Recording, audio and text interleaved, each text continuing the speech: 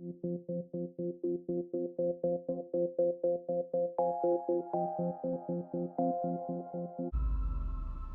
name is Chantel Dodson. I was in the Sea Org from the time I was 7 years old to 23.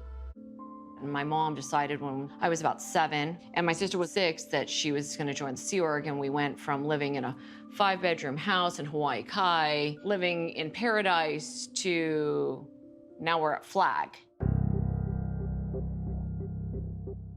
And we're in dorms, and my parents are in their own berthing, and told that we're now in the cadet org, and we were the maids for the guests, the public that would come. The paying public. Yes. The paying public. Yes.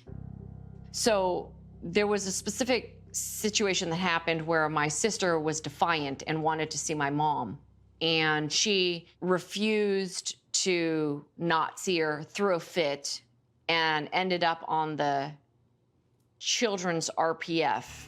The children's RPF was based on the same concept as the adults RPF, and in fact, it wasn't really any different. You're not allowed to talk to anybody outside of the RPF. You eat the leftover food that the other Sea Org members didn't consume. It's a very harsh environment that is intended to be uncomfortable, unpleasant, and to teach you a lesson. And for children in the cadet org, that was the same concept. We are going to punish you until you reform. There was also different living conditions. What was that? It was the parking structure. Of the Fort Harrison Hotel? Yep, 3rd floor, 7 years old, in a sleeping bag. And I wasn't allowed to see her or my mom at the time, and she wasn't allowed to see my mom at the time. And it just became extremely real to me that we are in an extremely dangerous situation.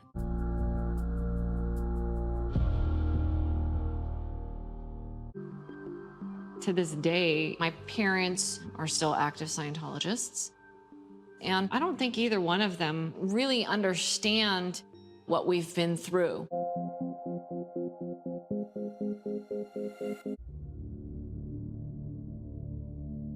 I'm Ramina Nunnelee, and I was a Scientologist for 42 years, and I was in the Sea organization for 26 years.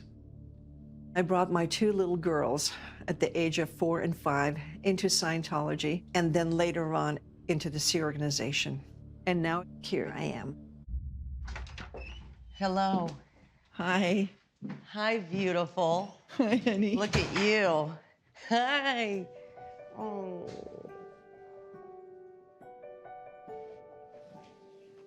Are these tears of sadness? Tears of joy and a little bit of sadness. It's a little bit of, oh my God, how did we get to this point? Ramina, I think it's absolutely amazing that we are sitting here with you today. You believe that Scientology is the only thing saving mankind. Right. And you were not raised in Scientology to value family. Chantel, you were not raised in Scientology to value family. Neither was I. The destruction of it is generational, and I hope that stops. People ask me, how could you have left your children at such a young age? And I'll go, you'll never understand it, even if I explained it to you. Well, you shouldn't understand it. It's insane. You know, when my daughter was just growing up and learning how to walk, I was on my OT6 course from 9 in the morning till midnight. Scientology eventually makes you lose yourself. You're losing your empathy, you're losing your compassion, and ultimately you lose all sense of reality of what's going on in Scientology and in the real world. Even though I'm talking to you right now, I'm saying to you that I'm done. Even as I was saying all the things I was saying, when I went in there in the back, and one of the staff, he said, thank you so much. It's been horrific hearing all of these horrible stories, the damage that it's caused. You know what my response was in a corner of my mind? Ramina, oh my God, what have you done? you're preventing people from getting on the bridge. And I went, whoa, wait a minute. What am I thinking? Why am I even thinking this? It's programmed in you. My parents wanted me to be involved in practicing Scientology and wanted to be involved in my children.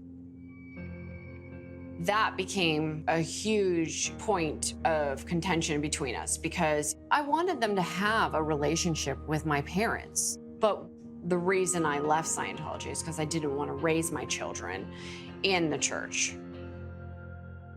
My daughter specifically is very headstrong and found out about my upbringing, which I actually hid from the children. From Going Clear, right? Right. So they saw Going Clear, and it started to dawn on them. I know something about Scientology, and I know my mom had something to do with Scientology, and I know my grandparents do, but to what extent? And so they started asking me questions, and I've always hid it from them because I didn't want them to be angry at them. My daughter was upset because of the effects that it created on me, and she was just kind of dominoed and just was like, well, if they're saying this is true and you're telling me this is true, how are they not responsible for that? And I said, well, they kind of are.